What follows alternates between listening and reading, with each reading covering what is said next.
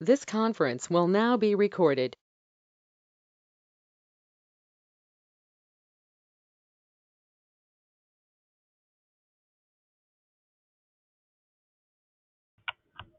Good afternoon, everyone. Thank you so much for joining us today. Today is Thursday, September 4th, 2020, and we appreciate your participation in the Calvet Women Veterans Affairs statewide monthly webinar series. My name is Lindsay Sin, Deputy Secretary for Women Veterans Affairs here at Calvet, and I'm so glad you can be with us as we discuss veteran financial aid and some various options, both with the U.S. Department of Veterans Affairs, Calvet, and our local community college systems regarding financial aid for students in higher education. We have 4 presenters with us today, and I will introduce them in just a minute. But first, let's go over some housekeeping items for our call, as we usually do. I have muted all of our participants today so that we can hear our presenters loud and clear. We are recording this webinar, so we like this to be as crisp and clean as possible so people can come back later and watch our webinar. If you missed any part of today's presentation or you'd like to watch it in the future, you're welcome to find it. It will be posted on our website, and that's calvet.ca.gov/women veterans, and then select our tab for statewide monthly webinars, and you can find it there. You can also look at our past webinars and any announcements for upcoming topics. So thank you again for keeping yourselves muted. I'll ask our presenters to unmute themselves when they're ready to present. For folks that have questions, we're going to hold a question and discussion session at the end of this call. So you're welcome to always ask a question via our chat window, and we'll be sure to get to it during the discussion at the end, but also be ready with your questions if you may have any for later. So with that, we're going to go ahead and get started. I'm going to introduce our first 2 presenters from Las Positas Community College down in Livermore. We're happy to have them today. One of our presenters today is Todd Steffen. Todd is the Veterans First Supervisor at Las Positas College, and he served veterans there for over 16 years. Currently, he's the full-time Veterans First Program Supervisor at Las Positas College, and he works with an amazing team of individuals to build the Veterans First Program at the college, which was established in 2008. In addition to supervising and coordinating the Veterans Program, Todd's also been very active at the college, holding various positions as counselor, instructor, and VA certifying official, among others. He's been very involved and one of the main co-leads for the organization over the last 5 years that's helped student veterans advocate for additional funding at the California community colleges for its veterans program. Our second presenter that will also from Las Positas College is Catherine Alfaro. Catherine is the Financial Aid Outreach Specialist and Dreamer Resource Liaison. Catherine guides students through the lengthy fee application and for the Federal Student Aid or FAFSA application process, and she takes students through the steps to receive their financial aid. She believes that community and believes in this community and loves to be a part of anything having to do with our veterans as well, and attends events to also assist veterans at Las Positas College. So with that, we're going to go ahead and get started having Catherine speak to us first about the financial aid options that are available at our community college systems. Great information, very timely right now because everyone's going back to school, and we've heard from a lot of our participants and our women veterans lately that they would like to know more about this topic. So Catherine, welcome, and take it away. Hi, everyone. Thank you so much for the introduction. I'm so happy to be here. I do work really closely with the Veterans Resource Center. Todd and Evelyn are great. All the students are great. Before I get started, I do want to say that some of the information that I'm going to present is geared towards students who want to attend Las Positas Community College, but a lot of the information is also relevant if you're thinking of attending another community college. Thank you. Okay, now you were. Okay. Hello. Hi.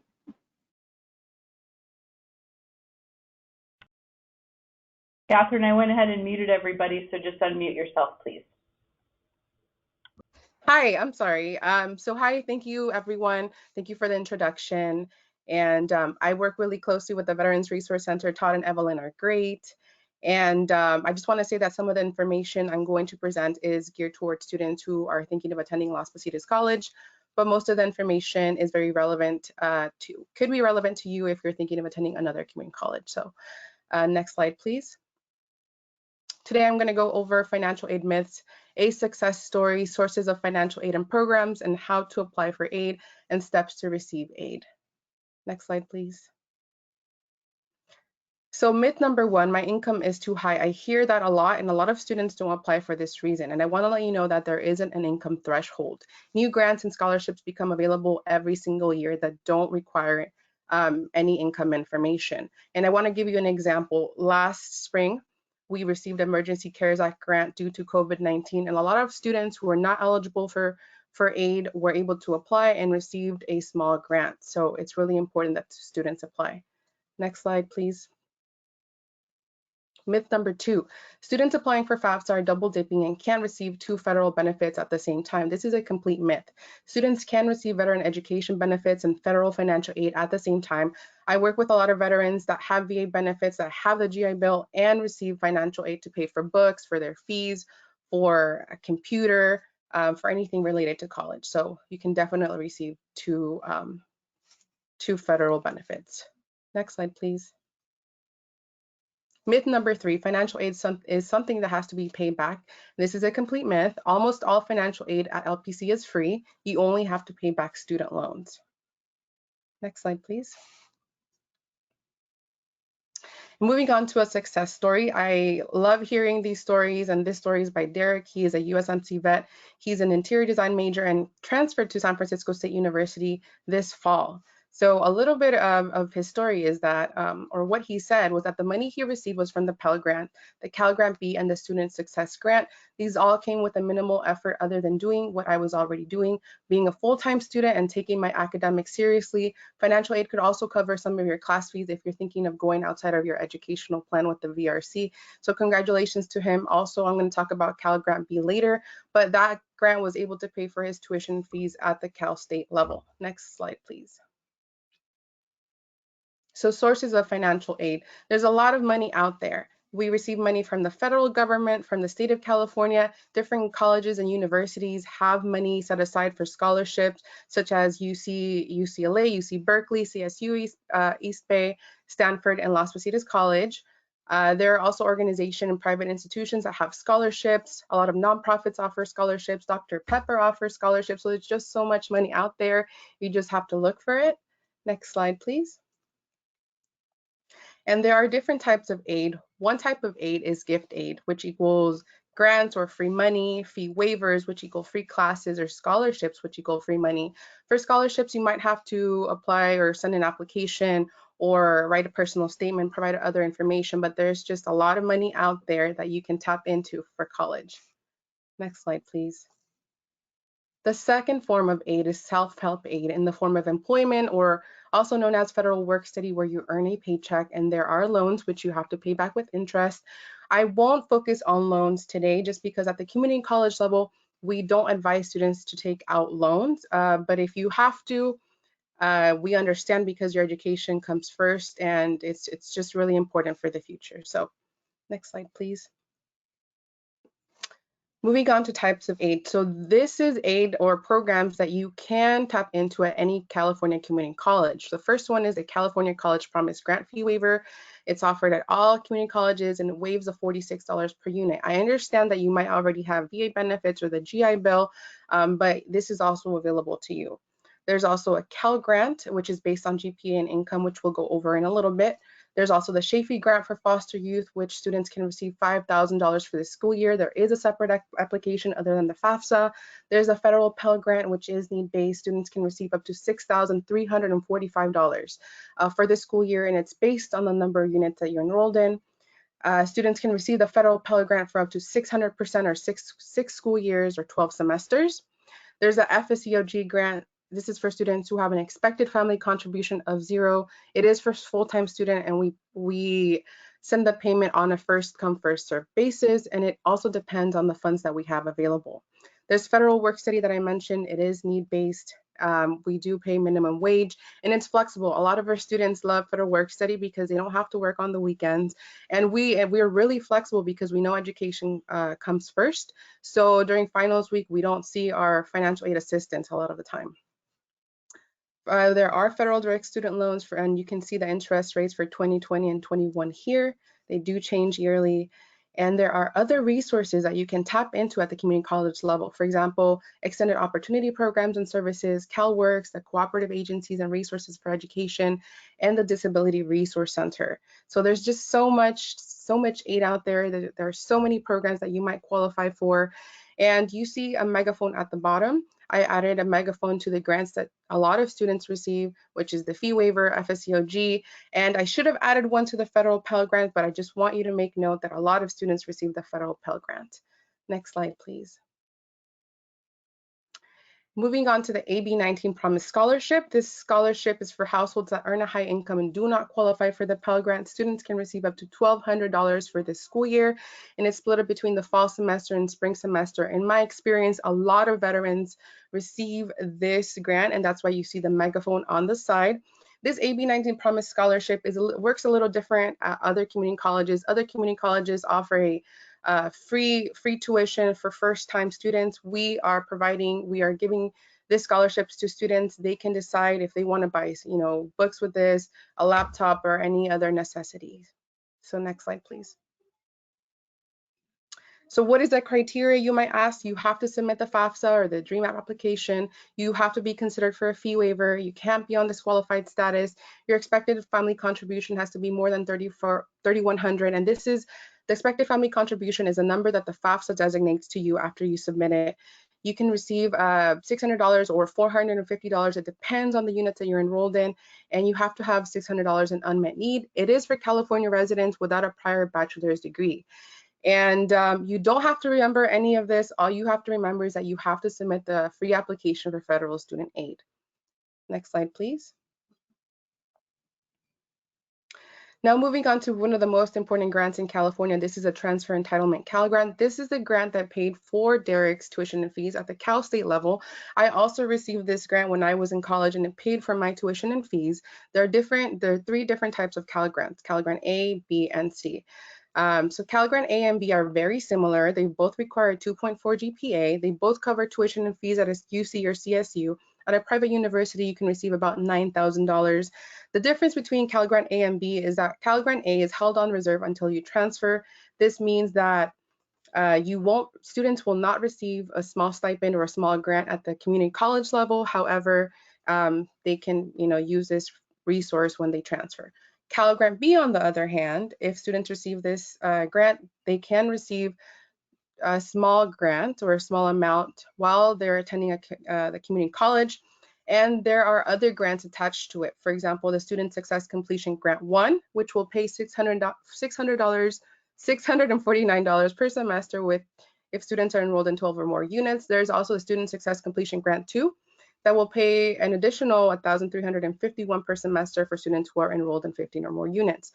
There is a Cal Grant C, which no GPA is required. It is for students on the vocational track, and students will receive a small grant while attending a community college. So how many years can students receive the Cal Grant A or B? It's going to be 4 years maximum. The priority FAFSA deadline is March 2nd, and there is a GPA verification, which means that if you've completed 16 transferable units at a community college, they will send the information to the California Student Aid Commission. If not, you have to contact your high school. There are income and asset ceiling limits for 2020 and 2021. They change each year, and I linked it on the PDF. However, you can find this information on Google. Next slide, please. So we get to the question of how to apply for aid, and you only have to submit one application to be considered for all the different grants that I just talked about. Next slide, please. This application is called the Free Application for Federal Student Aid, and this information is for the 2020 and 2021 year. What is awesome about veterans is that you are considered independent on the FAFSA, which means that if you're between the ages of 18 through 24, you're an independent student, you don't need your parents' information. If you're married, you will have to include your spouse's information. I added the link on the PDF slide. You will have to create a login, which is called an FSA ID. There is a school code attached. This is a school code for Las Positas College, and a lot of students forget this code and we don't receive your information if you don't add the code. You will need 2018 taxes, and this is for the 2020 and 2021 year. And there is something called an IRS data retrieval tool. Basically, it gets all the information from the IRS and imports it into the application. It saves you a lot of time. And this application specifically is very important. If you're thinking of attending Las Positas, we have late start classes. And then if you're thinking of attending in the springtime. Next slide, please. I did want to go over LPC financial aid steps. Again, this is for students who are thinking of attending LPC, but what I want to highlight is that there are additional steps after you apply at any institution, right? So step number 1 is to apply. Step number 2 is to check your financial aid award and eligibility on ClassWeb. Step number 3 is to accept the terms and conditions, complete your financial aid file if selected for verification. Verification sounds like a very daunting word. Basically, it means that we just want to check that what you entered on the FAFSA is correct. If you didn't enter information on the FAFSA correctly, it's okay. We will fix it for you. It's totally fine. Step number 4, set up your bank mobile refund delivery preference. This is how we pay our students. Step number 5, keep your aid by earning passing grades. That's all you have to do to be considered for financial aid. Next slide, please. I did quickly want to go over personal judgment appeal, aka special circumstances petition. It's called differently at different community colleges. What will the financial aid office do? The financial aid office will consider making adjustments to your FAFSA income or asset information on a case-by-case basis. What is a requirement? Significant reduction of income since the tax year reported on the FAFSA. We know we're getting information from the 2018 year. Your income might have changed in 2019 or 2020. You may have lost your job in 2019 or 2020, so we want to take that into consideration. What will this information accomplish? These adjustments may result in increased eligibility for financial aid. What will you need to provide? Documentation is also always required. And let me give you an example. In 2018, John worked and made about $50,000. In 2019 or 2020, John made $23,000 and went back to school. We will reevaluate his information and see if he's eligible for more financial aid. Next slide, please. FAFSA for 2021 opens on October 1st. Please mark your calendar if you're thinking of attending the California Community College system in the summer of 2021 or spring of 2022. This application is due March 2nd. You can submit the FAFSA application on March 3rd, but you will miss out on being considered for thousands of dollars. So this March 2nd deadline is really, really important. You will need 2019 taxes for this to fill out this in the FAFSA.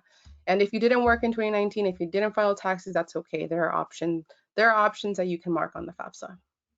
Next slide, please. Thank you so much for your time. And if you would like more information, you can visit our website. You can go ahead and email me. I will stay on the call and answer your questions. I think there are some questions in the chat, and I will go ahead and answer that. And right now, I will pass on the mic to Todd.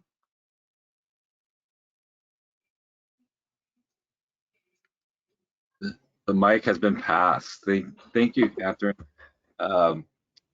Thanks for allowing me to be on.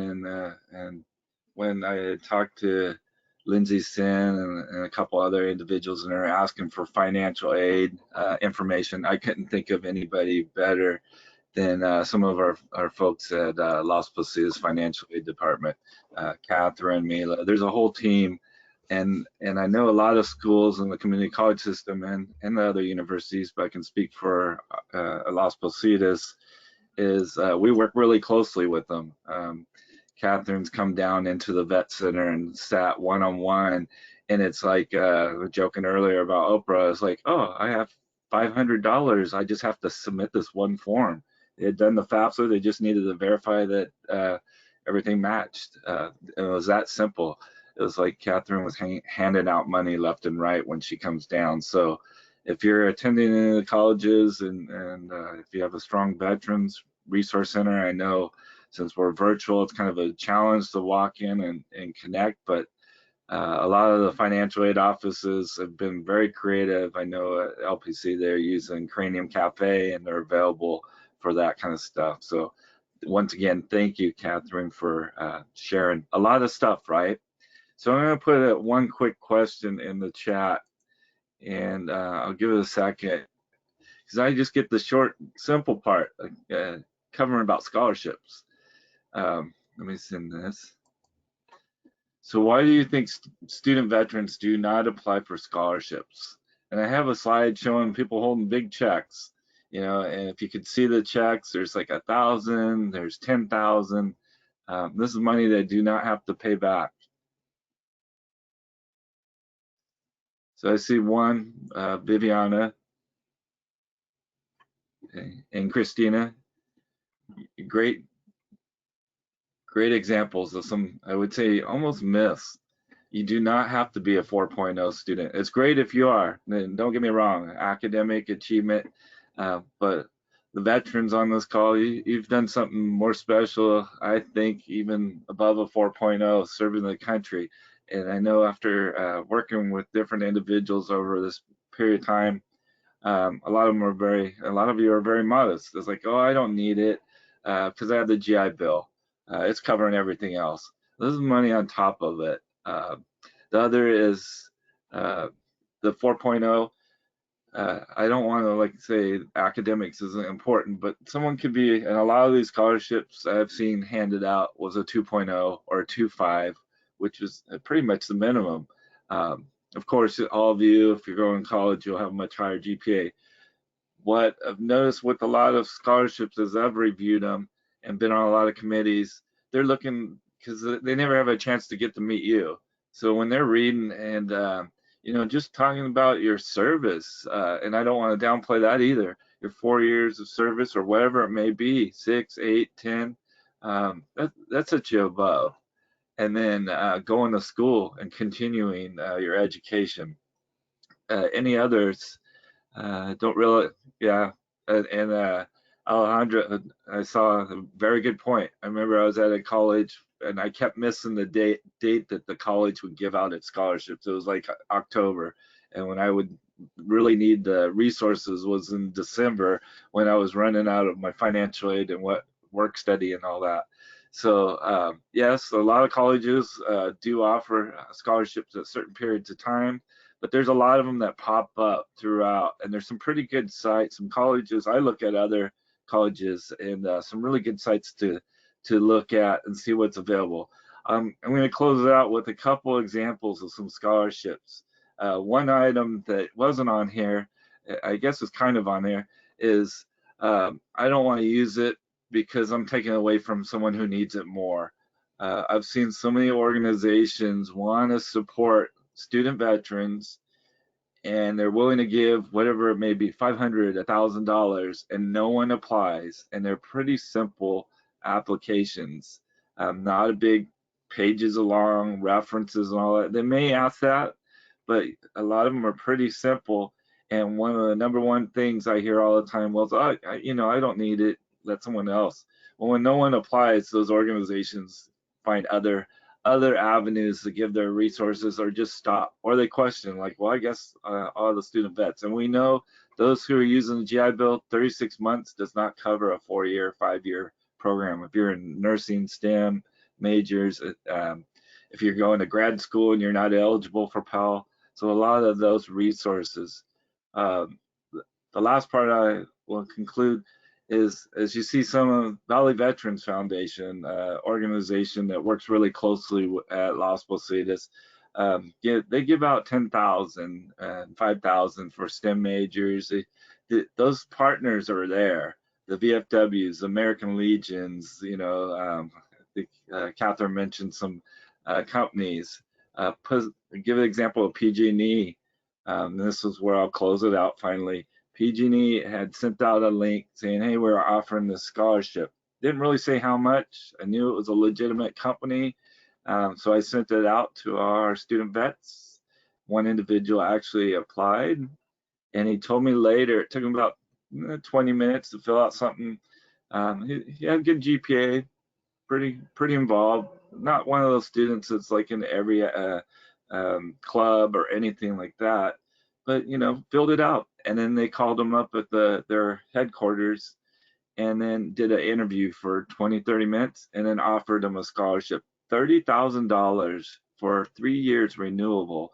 His whole plan changed from going to one of our four-year universities in California, to where he ended up graduating at University of Alabama, was able to save his GI Bill when he needed it, did not have to take a single dollar of loan. So apply, apply, apply. If anything out of my presentation, feel free. As Catherine mentioned, you know, we're from Las Positas, but I'll put it out there. If you're looking for information on scholarships, more than happy to send you what I know. And I know there's a lot of them. And be careful. There are some scams out there. If they ask you to pay to apply, pay for a service, do not do that. So thank you so much. And Todd that's and it. Catherine, thank you both very much for your participation today. We appreciate the information that you're sharing. I know we went through a lot of information in terms of the financial aid process, but I think what Catherine represents here is that it's well worth talking to your financial aid office at the college you plan to attend or are currently attending, so that you can get as many resources like this as possible. And then I would also encourage you as veterans or dependents of veterans to reach out to your Veterans Resource Centers on your campus and your certifying officials, as they may have additional information like Todd does. I know we've got a question whether or not we have a list of scholarships. I can't think of one, but we can do a little bit of research on that. If anyone has any ideas about other scholarships, as Todd was discussing, then please include it in the chat window so people can see it. Those are things that we just don't tap into enough. Okay, so now I'm going to move on to the second part of our presentation, where we start to talk about some of the GI Bill benefits and VA education benefits, voc rehab and Veterans Readiness and Employment Program, and the Calvet Dependent Fee Waiver Program that also help us as we pursue our higher education goals. Because people may not realize that they may be eligible for more than one benefit, or they need some details about some of these benefits before they can plan out and map out their next step in their higher education goals. So with that, I'd like to, I first want to give Todd the opportunity to, if you're in the Livermore area, he wants to just let everybody know about an event that you're welcome to attend, since we are coming up on the anniversary of September 11th. So I just want to share this really quick. Okay, Todd, go ahead. So, I do not like to say anything positive about COVID, but a lot of these are great events that go on colleges and all over, especially our 9/11 coming up next Friday. Believe it, 19 years. I still can't believe that. And I can't remember what I did yesterday, but I can remember that day vividly, and I'm sure all of you can on this call. I guess the good thing with COVID is virtual. So you don't need to be in Livermore. It's free. It's open to anybody who would like to go. Just all you need to do is RSVP. We're not going to sell you anything. We're not going to sell your information. We just want to have a gauge. And we were able to get, we always try to get some sort of speaker. And so Lieutenant Colonel Robert J. Darling, a Marine, was actually in the White House bunker when 9/11. Talked to him briefly, and some stuff that he shared was pretty amazing.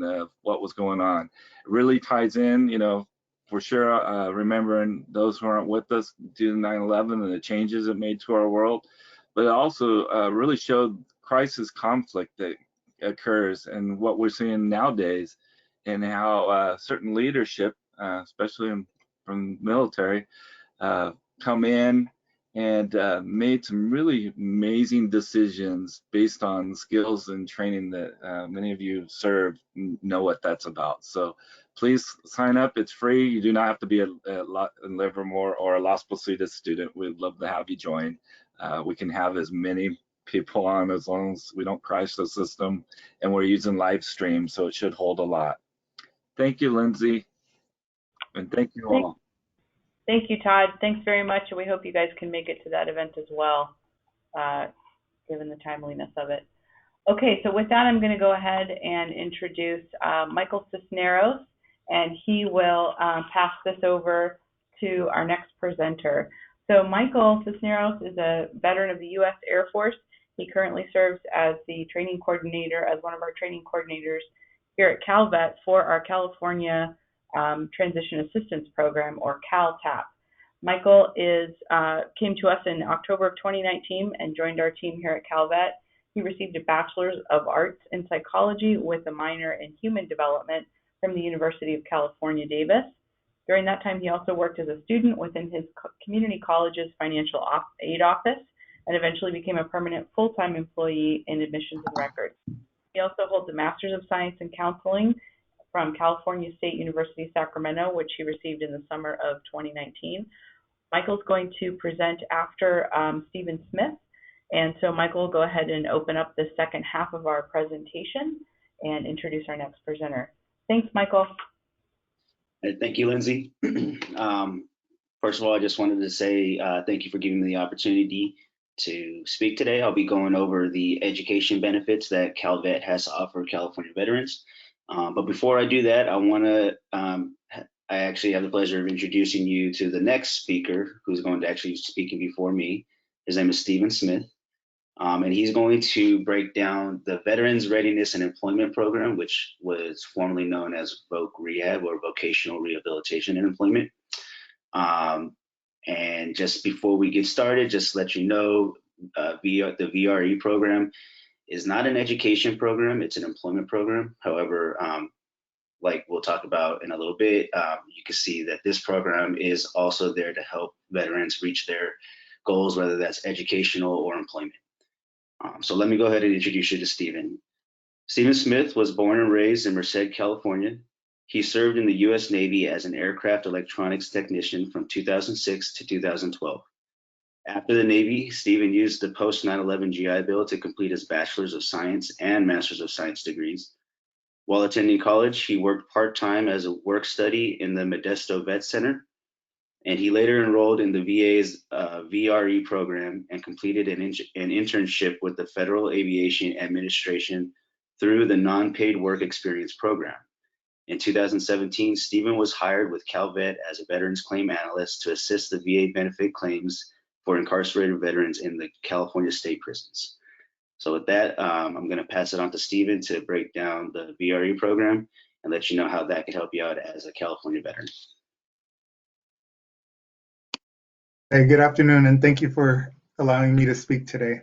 So as Michael discussed, I will be discussing the VA's program, the Veteran Readiness and Employment Program, which is also known as the Chapter 31.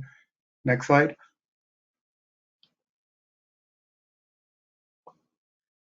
So what is Veteran Readiness and Employment? It's a program that helps veterans with service-connected disabilities prepare for, find, and keep suitable jobs. It provides services to improve their ability to live as independently as possible. It offers personalized counseling and support, and educational benefits for school attendance may be authorized if imperative, up to 12 months extra. And as Michael mentioned, their main focus is to get the veteran employed, and education may be tied into your employment track, but it's not mandatory, and it has to be authorized by your counselor. Next slide. So employment services include comprehensive evaluation, vocational counseling and rehabilitation planning, employment services, assistance finding and keeping a job, on-the-job training, apprenticeships, and non-paid work opportunities, post-secondary training, supportive rehabilitation services, and independent living services. And from my experience, I participated as a non-paid work opportunity, and they mainly focus on federal agencies to get their the veterans tied into to build your job skills and working in the industry that you would like to go into. Next slide. VRND, basic benefit information. So in combination with the post 9/11 GI Bill, or whichever federal funding that you use through the VA, VRND only with the combination of the two, you're only entitled to a maximum of 48 months of entitlement combined. And so with that, if you're using your GI Bill, you may be eligible for an additional 12 months of entitlement through the VR&D program, and it can be utilized within 12 years from the date of your initial VA disability rating notification, and the 12 years period begins on the latter of these two dates, either the date of separation from active duty military or the date that the veteran was first notified of a service-connected disability rating. And to mention, since it mentions your service-connected disability rating, to be eligible, you must have a minimum of 10% service-connected disability rating as a veteran. And if you're still on active duty preparing to be discharged, you must have a memo rating from your branch of service that shows that you're going to be 20% or more disabled. And then the other exception for the 12-year period is for veterans with a serious employment handicap. So with everything with the VA, they have their hard guidelines, but then there's always room to get a waiver or get a second opinion for your entitlement. Next slide.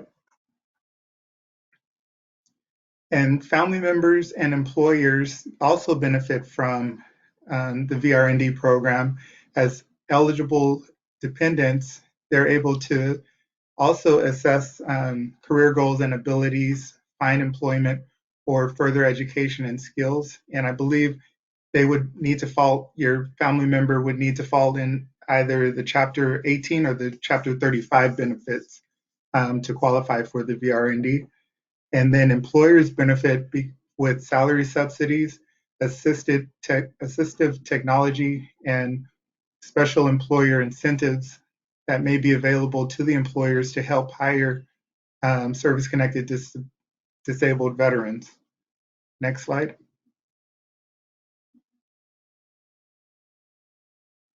So when you're enrolled in the VRND program, you're entitled to a sustenance allowance, which is paid each month, and it's based on your rate of attendance, number of dependents, and type of training. So if you're in school, if your program allows you to be in school, you would need to be in school full time to get the full award. Or if you're pursuing the on-the-job training program, you would have to work full time in order to receive the full sustenance allowance. And then there's additional payments that you'll be entitled to pay for your books, or I believe they even gave me a laptop and a printer and different fees and supplies in order to help you have the tools for success in your program. And then if you still have a minimum of 1 day left of post 9/11 GI Bill benefits, instead of the sustenance allowance, you can elect to use BAH and get paid at a higher rate than you would receive with the sustenance allowance. Next slide. So here's the VRND process. Next slide. So first you would need to apply. You can either apply on eBenefits. There's an option for VRND, or you can submit a VA form 2819, which is pictured here on the slide. So you would submit the application, and then they'll do an initial review of your application to determine if you're eligible, and then they'll schedule for an initial counseling appointment. Next slide. And so during your initial assessment, they'll determine whether or not you're entitled by having the veteran participate in an orientation session where they will meet one-on-one with the VRND counselor, and they'll have a vocational evaluation conducted to assess skills, abilities, and interests. And then they'll discuss and determine your employment handicap. And what I tell the veterans that I assist is when you meet with your VRND counselor for the very first time, do your research prior to the meeting. Know exactly what direction you want to go into, because when it comes to the VRND counselor, if they have to do all the work for you, they're going to tell you you're not qualified. So if your job that you would ideally like requires additional education, show them a job printout saying, hey, this requires a minimum of a bachelor's degree in this career field, and I would like to attend school, and you provide them with a degree plan and how you need the VRND counselor to help you with the tools for success, but you've already told the counselor what you need. And the counselor really appreciates when the veteran has their homework done, as opposed to pulling strings to figure out what the veteran needs. Next slide. Evaluation and planning. Identify the most appropriate track of services after feasibility for employment is discussed and determined. A vocational and independent living goal is established. Services needed are defined, and a written plan is developed. So once you sit down with your counselor and they deemed you entitled to services, they'll come up with a plan for you, almost like a contract, that if you abide by, if you stick to the plan, these are going to get you eligible for employment. Next slide. And then here are the 5 employment tracks. Veterans will receive one or a combination of services from any of the 5 unique employment tracks: reemployment, rapid access to employment, self-employment, employment through long-term services, and independent living. And from history, I've spoken with VRND counselors. The most difficult one for veterans to gain access to is self-employment. There's so many risks and risk of failures that they want to make sure that whatever track that the veteran has, it's going to be successful.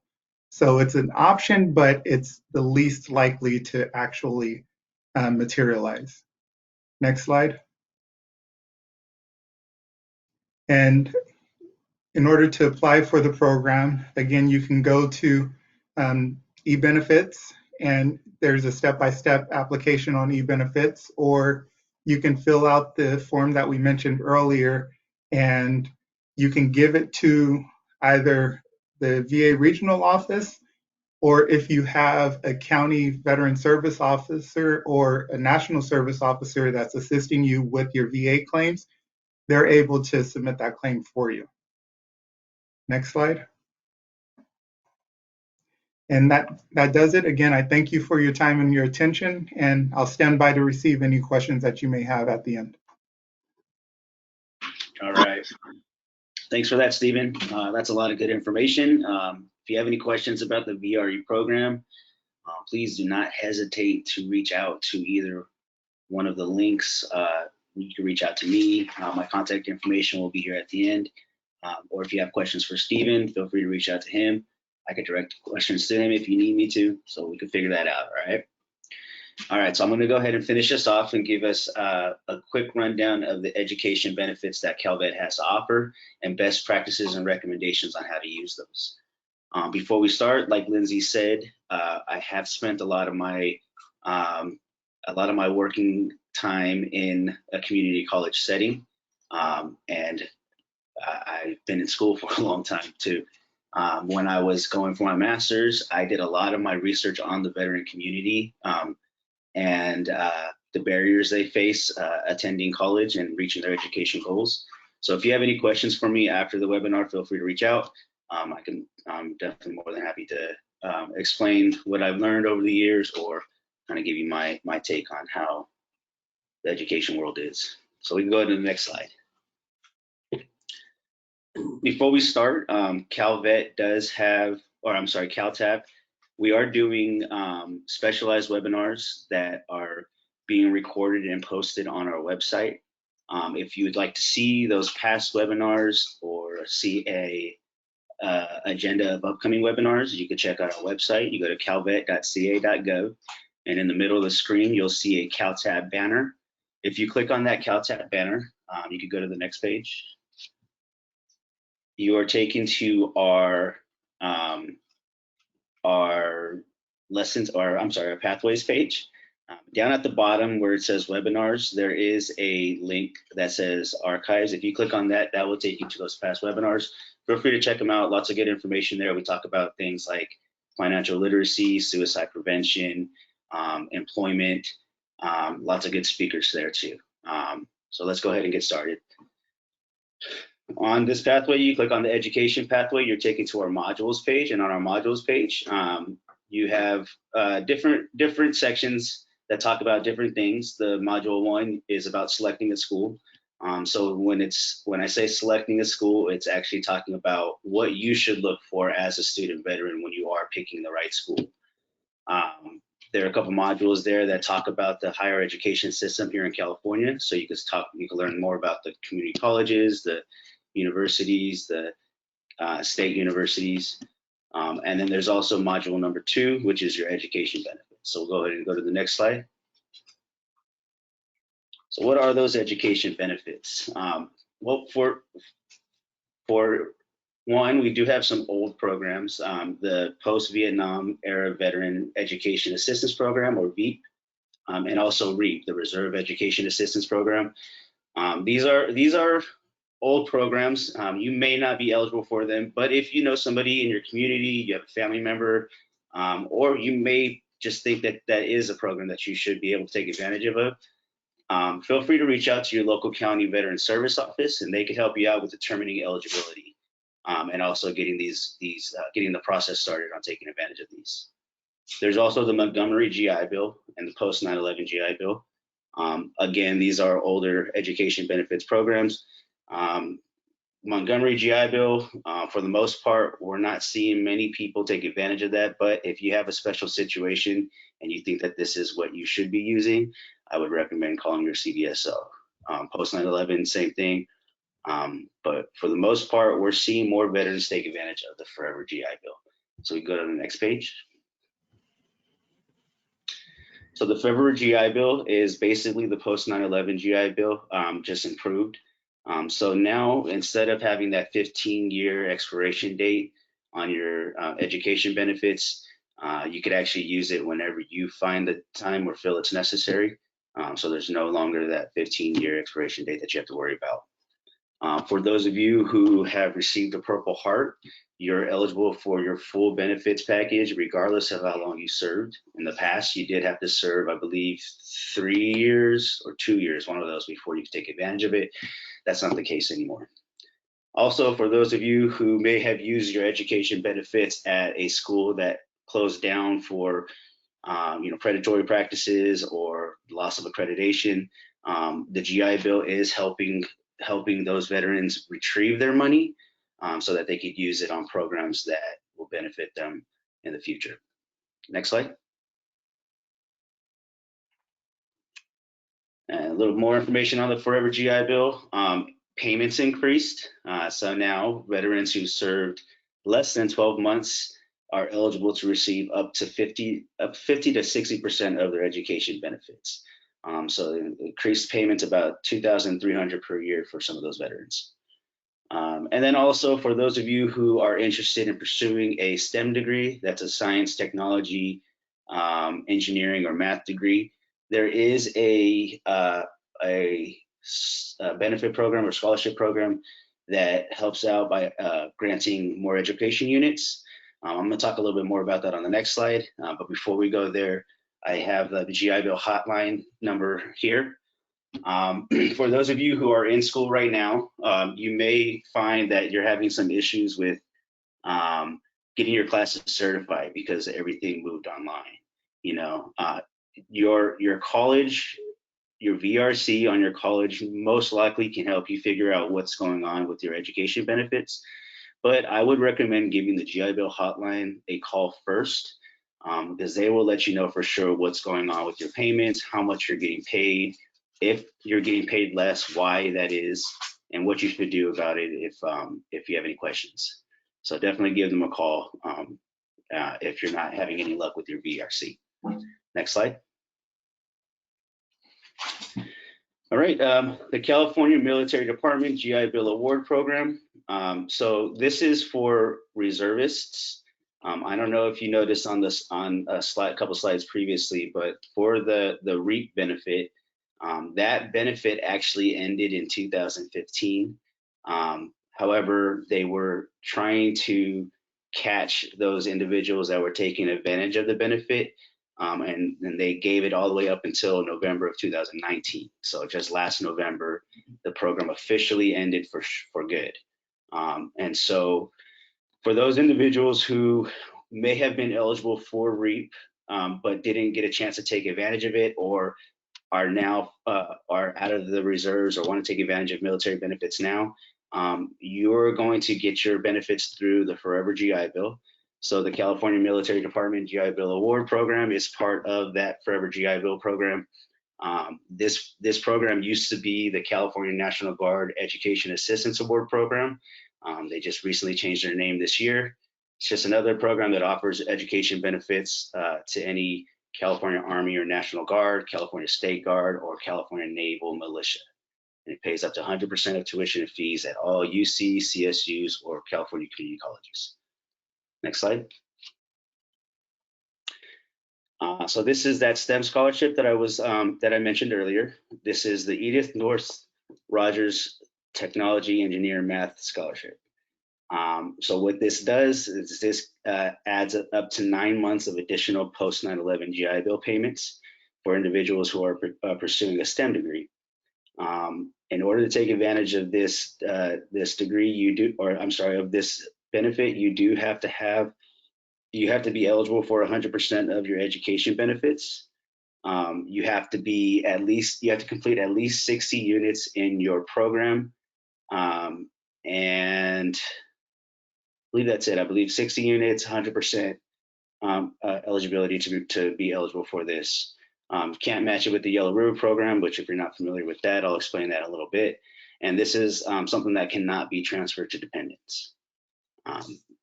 If you're interested, you could talk with your VRC or give us a call. We could definitely give you more information about this program. Next slide. So the Yellow Ribbon program. The Yellow Ribbon program assists in covering higher out-of-state private school or graduate school tuitions that the post 9/11 GI Bill doesn't cover. So we see a lot of out-of-state students and students who want to attend private schools who are taking advantage of the Yellow Ribbon program. And so if I could quickly let you know how this works, say you're a student who wants to attend University of Southern California, because it is a private school, your GI Bill will only cover a certain amount of tuition, which means that there is going to be something that does have to come out of your pocket. Now, if you do qualify for the Yellow Ribbon program, and in order to qualify for the Yellow Ribbon program, you do have to be eligible for 100% of your benefits. If you do qualify for this program and the school that you attend, like USC, participates in the program, the VA will contribute a certain amount. The school will contribute a certain amount to the remaining balance, and the VA will match that balance. And so at times this could cover the rest of the tuition. This could cover a big bulk of the tuition, and you would just have to worry about paying a small portion out of pocket. But it's a beneficial program for those of you who have high fees because of the schools that you want to attend. Check this out. All right, next slide. Survivors Dependents Education Assistance Program. This benefit technically isn't one for you as the veterans. This will be for your dependents. However, it is there. And if you have a parent who may qualify as a survivor or totally permanently and totally disabled, you may be eligible for their benefit. So check it out. This is another way to kind of get your fees and extra fees paid, tuitions paid, extra money in your pocket for 45 months of education benefits. I do believe if you would have to choose one or the other when it comes to the Survivor and Dependents Education Assistance. I'm sorry, that's for the disregard what I just said. I apologize. Let's go to the next slide. All right, so let's go ahead and start talking about how we could actually use our benefits to stretch them until the end of our program. We know that it takes 120 units minimum to attain a bachelor's degree, and that doesn't include prerequisites or remedial courses. So for students who attend full-time only, and that's full-time is going to be 12 units for fall and spring, and if they're taking a summer semester, that's 6 units. Your GI Bill will only cover about 116 credits total. So that means that there is going to be a few that you do have to pay for out of your own pocket. However, we're going to have some tips to show you how to stretch out those benefits. Go to the next slide, please. All right, so tip 1, you could take more than 12 units. Next slide. So in this situation, a student is taking 15 units.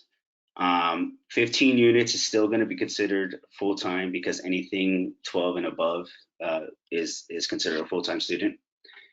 So because they are a full-time student, their GI Bill will still cover, they'll still be getting the same amount of BAH every month, and their GI Bill will cover the full tuition amount.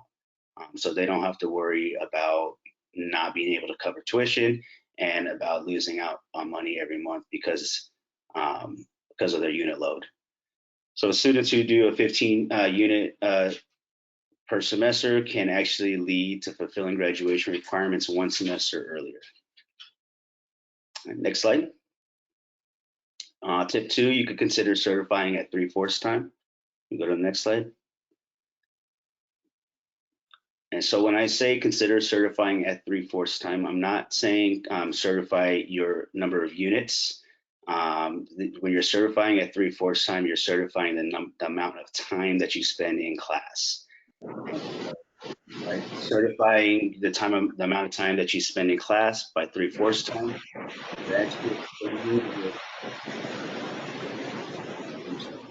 you're actually extending your benefits from 36 months to 45 months. So this helps your benefits meet you at the end of your program. Hey, Michael, I'm going to mute everybody and then unmute yourself, okay? Okay.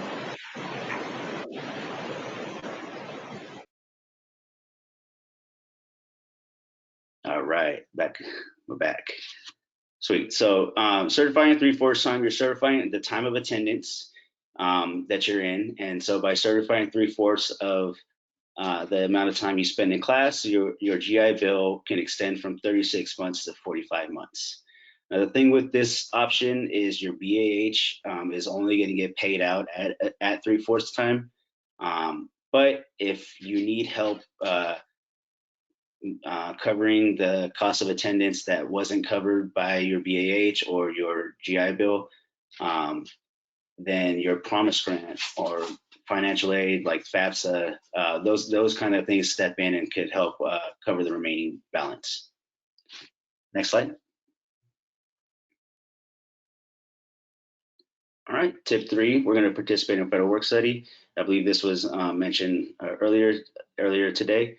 We'll go to the next slide, but participating in federal work study is going to be a part-time job for students, pays federal or state minimum wage, whichever one is going to be the highest. And it's there for students to perform VA-related duties, for veterans to perform VA-related duties. And the good thing about federal work study is it is flexible. It's a flexible work schedule, like what was said earlier. They know the students are in school. They know the students. They know that school comes first, and so they're willing to work around a student's school schedule to make sure that they meet those goals. And then also, you could use this money to help offset that cost of attendance. So if you certified your courses at 3/4 time and you need help paying off that 1/4 balance, well, the work study can help you out with that. And then you have to remember that BAH isn't going to be paid in between semesters or quarters.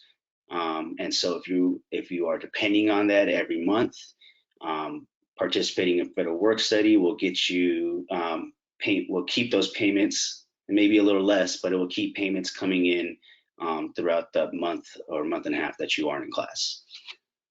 Next slide. So this is what that form looks like. You could just print it out, fill it out. I would recommend either turning it into your county veteran service office or bringing it to your veteran resource center on campus and seeing if they can help you out with it. Next slide. All right, tip 4, withdrawal versus F. Next slide. So withdrawal versus F, you'd want to decide which one is going to work best for you. They are both considered unsuccessful grades. However, a withdrawal does not affect your GPA, and an F will. The thing you have to remember with withdrawals is if you are getting paid out at a certain unit load and you drop, say, 3 units, and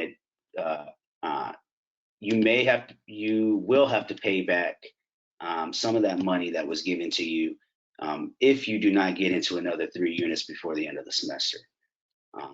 However, with an F, if you take the class, you attend the final, and you fail the final, and you get an F for the class, because you earned that grade, you wouldn't have to worry about repaying any money.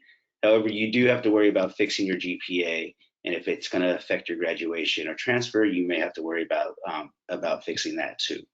So those are some things that you'd want to think about. Talk with a counselor before you make this kind of decision. Both, like I said, both are unsuccessful grades. Both can affect your transcript, and both can affect transfer possibilities. So just make sure you're making the right move and you understand what you're doing when you do make the decision. Next slide. All right, and tip 5, use a veteran resource center. Again, something that was brought up today. You go to the next slide. Veteran Resource Center, there should be one on every California community college campus. I'm thinking that there's one on the UCs and CSUs. I can't be totally sure. But these centers are there for veterans to kind of just go and hang out. They mostly are there for student veterans to build that camaraderie that was missed after they were separated from the military. They could go there and study. Some offices allow student veterans to take care of financial aid or admissions and records processes there. So it just depends on the type of school, the type of resources that they have. They may have a veteran counselor in the VRC that you can speak with whenever it's necessary. So definitely check it out. It's there as an extra resource just to help you get through the semester, help you get through the school year, and help you reach your education goals. All right, next slide. All right, so this information, the information about the education benefits can be found in your Veteran Resource Handbook. If this was a live event, we would usually pass out Veteran Resource Handbooks to every single attendee. However, since we're doing this on the web, all I could say is check out the PDF copy on our website. If you go to calvet.ca.gov and you scroll down to the bottom of the homepage, you should find a link for the Veteran Resource Handbook. This handbook is gold. Education benefits, employment benefits, entrepreneur information about programs that they have, and just general core curriculum benefits are all there in the book. So check it out if you have any questions. Next slide. All right, I think that's all I have for that for the education program.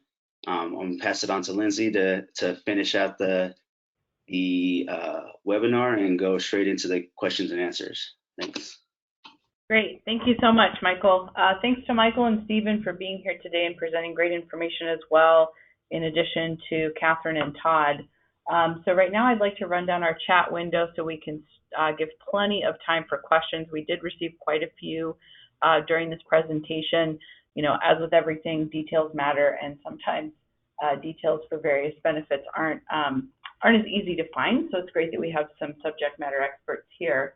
So one question we got is, someone has been accepted to the University of Chicago for a master's program and hopes to use the post 9/11 GI Bill.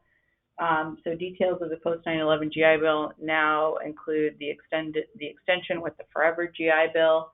So if you haven't already applied for that, then I would highly recommend going to eBenefits with the VA to apply for the post 9/11 GI Bill, or call the number 888-442-4551, which is the GI Bill hotline. And we've also included that information, phone number, contacts, and links to the GI Bill page to work on eligibility.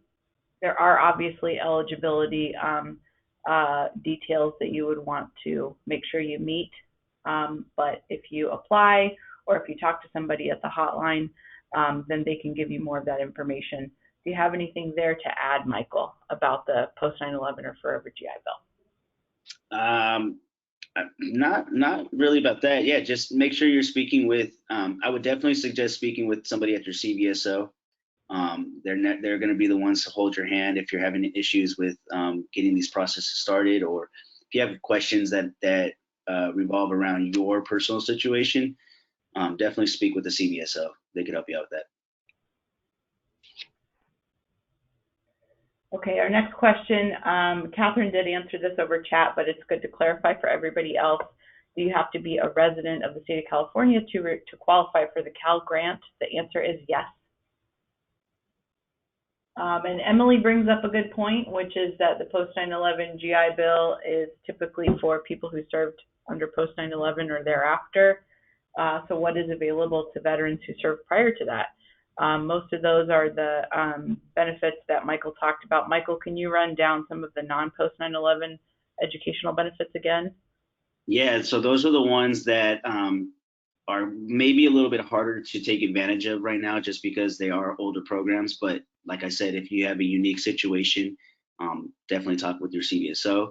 But we have the post-Vietnam education program, education benefits program, the reservist one, and the Montgomery GI Bill, which was enacted back. This was for veterans who we were serving before 9/11.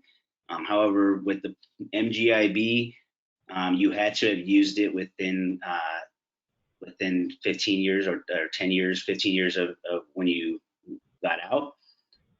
And so if it's been longer than that, you may not be eligible for education benefits. I did actually have to work with, I spoke with a veteran just recently and had to let him know that, unfortunately he wasn't eligible for education benefits anymore because he got out back in the 80s, and now he's trying to go back to school. So if your situation is unique, you may be eligible, but we're not seeing a lot of veterans take advantage of those anymore, just because they're running out of the expiration. They're running through the expiration date. Right. Yeah. So the VEAP program is really for anybody that served prior to 1985, and then the Montgomery GI Bill was enacted in 1985. So if you contributed your $1,200, usually $100 in the first 12 months of your service, then you would qualify for that if you met also the contract requirements and the character of discharge. Unfortunately, that's a 10-year expiration from the date of ineligibility, or really the date of discharge.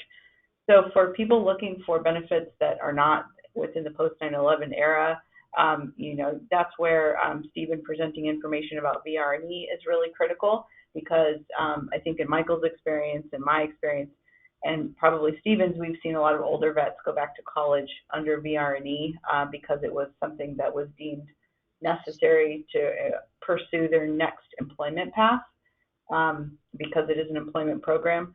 So take a look at that. Take a look at VRE if that's a potential option. Otherwise, if you think you may have missed something regarding your eligibility for a benefit that may have expired already, you can always ask the question to the hotline with the VA directly and find out what you may be eligible for. Okay, so and then don't forget, you also may be eligible for more than one benefit. So even if you've used 36 months of Montgomery GI Bill, you still have a potentially a 12 months of the post 9/11 GI Bill if you served sometime after 9/11. It doesn't have to be a long amount of service after that either. Lindsay, can I just a quick thing about the VRE program? If you are thinking about checking up to see if you're eligible for the VRE and you want to use or you want to see if you could do the education benefits where you get the extra 12 months of education benefits, you do have to have at least 1 day remaining on your post 9/11 GI Bill eligibility. So for those of you who are thinking about going back to see if you could get those 12 extra months of education benefits, that may be possible just as long as you didn't use up 100% of your post 9/11 GI Bill. Right, right. Thank you for Can clarifying that. When you I'll go that way elaborate on, with the excuse VRE. me. Can I elaborate on that, Michael? Yes, please. If you exhaust your post 9/11 GI Bill benefits, you may still be entitled for educational benefits, but you won't receive BAH. You'll only receive the sustenance allowance, which is, I think, $500 or $600 a month. It may have increased since the last time I looked. Got it. Okay. Well, thank you for clarifying that for me. That's why we have you here, Steve. You're welcome. And with everything, even if your educational plan will put you, extend you further out, further than those 12 months, your counselor can always put in a waiver to extend your entitlement as well. Nice. Okay. Right. VRE doesn't follow a lot of the rules that of the other educational benefits because it's an employment program. So there's a lot more flexibility, I would say, Stephen, if if you would agree.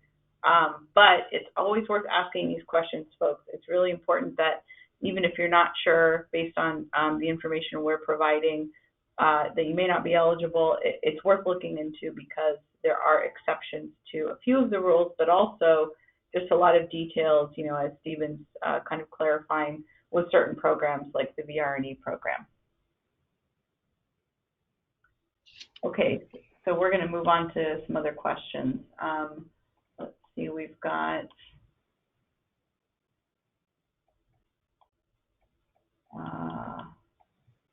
so for VRE, this is to Stephen then. If Olivia is asking if a veteran was previously approved but unable to attend training due to medical reasons, can they re-request that program?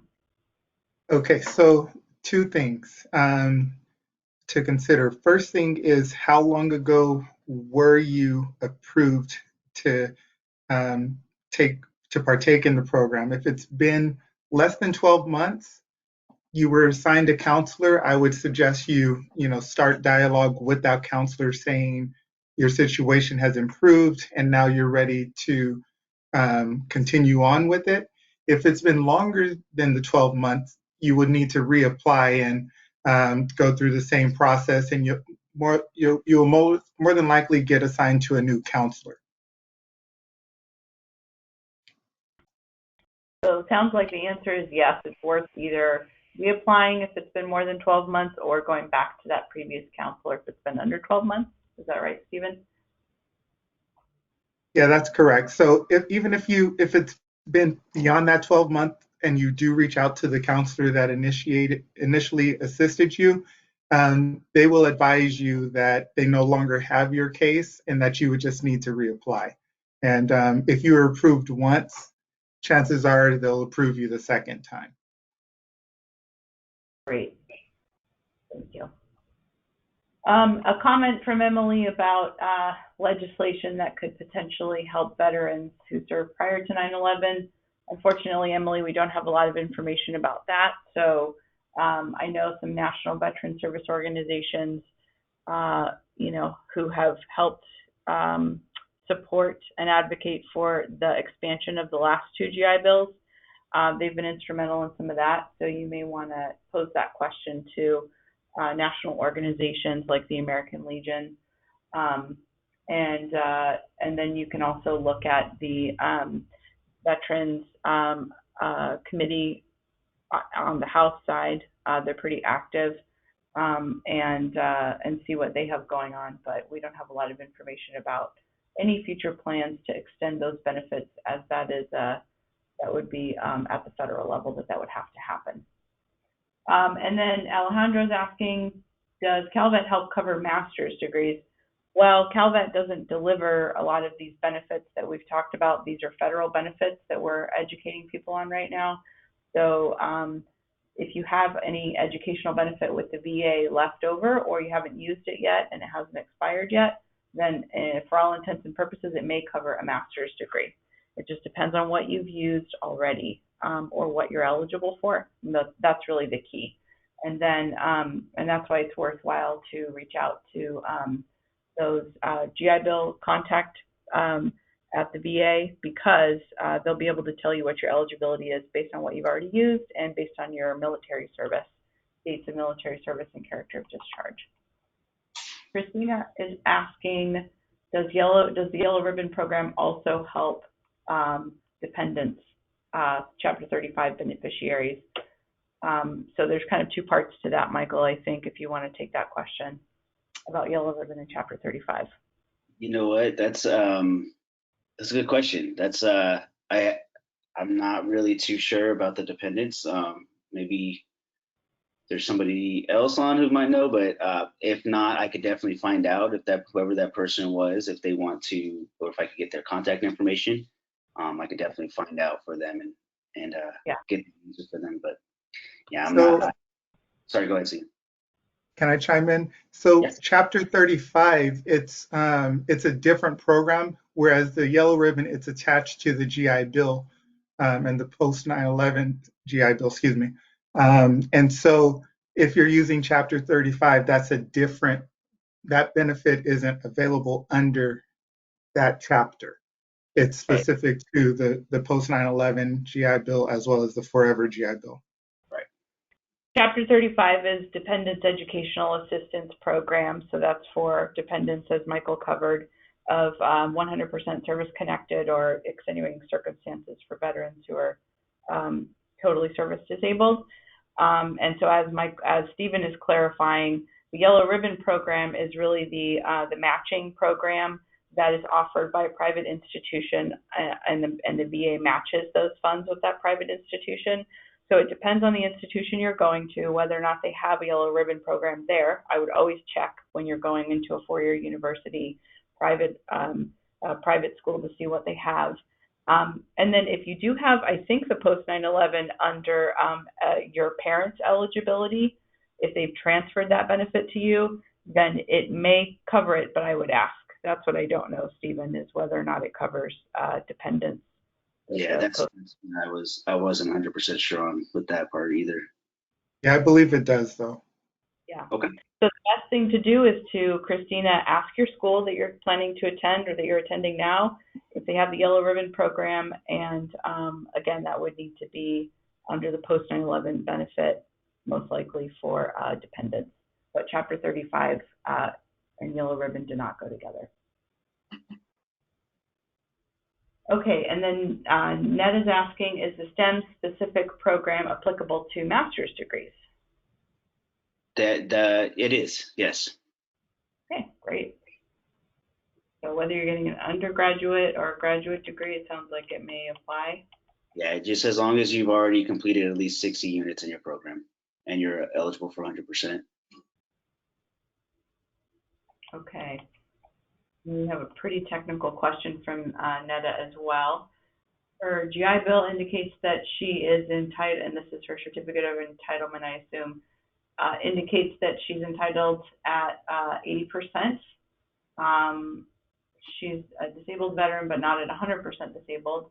Are there any resources to cover the remaining 20% of the tuition? She's about to start a master's in computer science at, I think, CSU Northridge. Congratulations. And what options are available when you want to take less than full-time classes? So are you able to see that question, Michael, in the chat window? Because I think there's a bit of detail here. Let me see who was the person who asked it? Neda at 12 p.m. Okay, here we go. Indicates that I'm.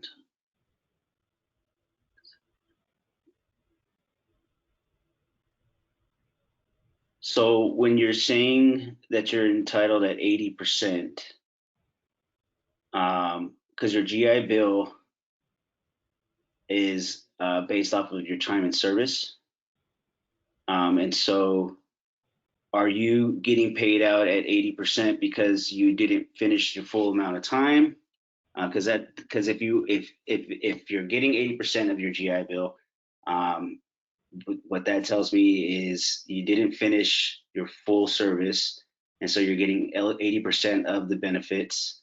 And if that's the case, there wouldn't be anything that could cover that remaining 20% because you're only eligible for 80. I would probably suggest looking at other financial aid options like FAFSA or Promise Grant if you're going to a community college. But yeah, 80% is what you would be at throughout the whole entire time you're using your education benefits. If that's the answer to your question. Can I And add you, a comment? Yes, please, Hi. Catherine.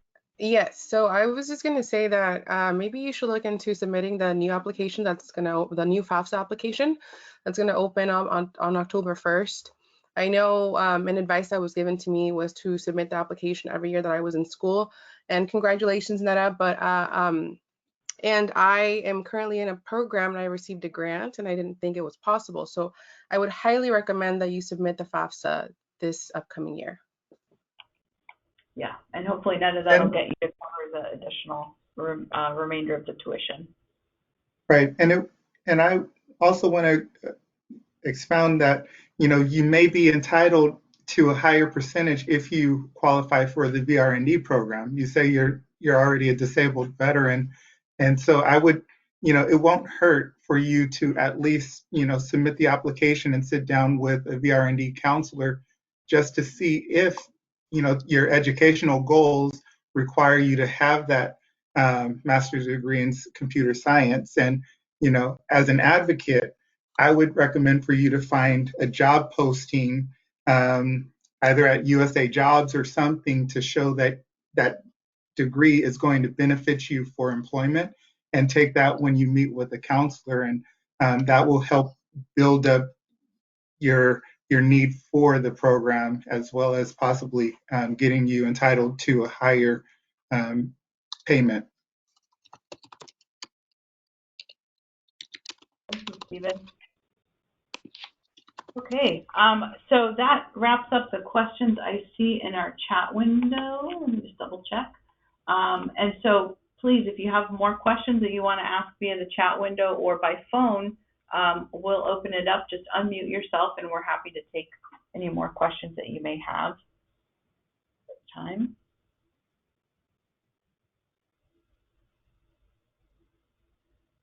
Okay, we might have one more question. Anybody? Yeah, Lindsay, I actually want to have some. I'm speaking with somebody with a private message, but I thought I'd just say this out loud.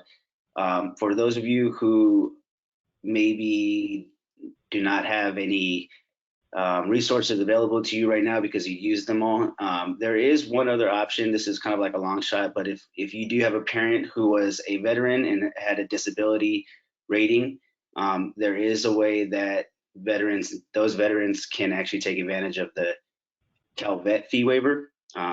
So calvet fee waiver is for dependents. So it's only for those of you who do have parents that had a disability and were also considered a veteran. But the calvet fee waiver will cover tuition and fees at any UC, CSU, or California Community College. So those of you who do not have any more resources because you use them all, there is that one last step. But like I said, it's a long shot.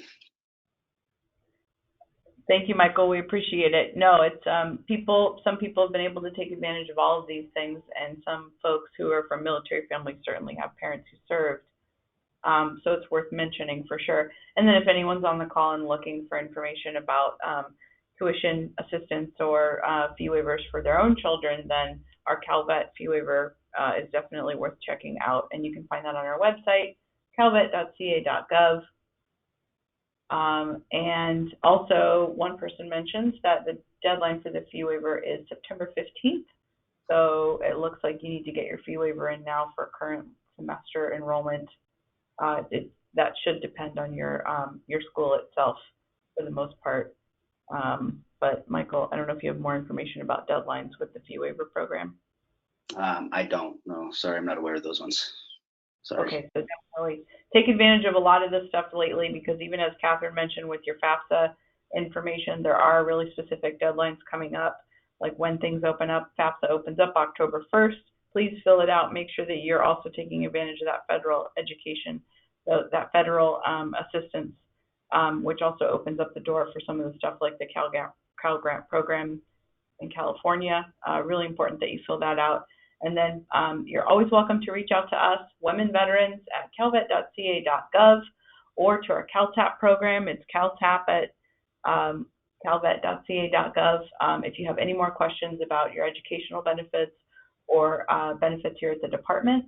And then please keep in touch with your GI Bill hotline folks too, if you have questions about your benefits, and we're always here for you. And this will be recorded and posted to our website within a day or so, so please come back if you missed anything to check out the rest of the content that we presented at the beginning of the webinar. So thanks again to our presenters. We'll go ahead and wrap this up. Stephen, Michael, and Catherine, and Todd, who's no longer on, but thank you so much to the three of you for being here. You all presented great information, and really appreciate all this information that you've provided today. So thanks, and everyone be well, stay safe, and thanks to all of our participants for being here today. And we will let you know the date and time of our next webinar for this month. Thanks, everybody.